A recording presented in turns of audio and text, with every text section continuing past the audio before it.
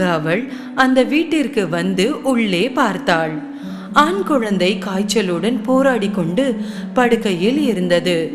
அவனது தாய் தூங்கிக் கொண்டிருந்தாள். பறவை உள்ளே பறந்து பெரிய மாணிக்க கல்லை மேசையில் வைத்தாள். பின்னர் அவள் பையனிடம் பறந்து சிறகுகளை பறக்கவிட்டு அவள் அவன் வெப்பத்தை கொஞ்சம் கொஞ்சமாக குறைத்தாள்.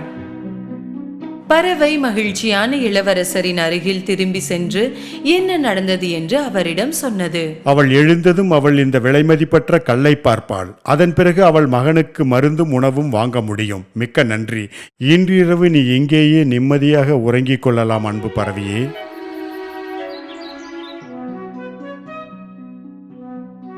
இப்போது காலையாகிவிட்டது. அவள் பறக்க தயாரான போது மகிழ்ச்சியான இளவரசர் பறவையை நிறுத்தினார். பறவையே, அன்பான பறவையே, நீ இன்னும் ஒரு இரவு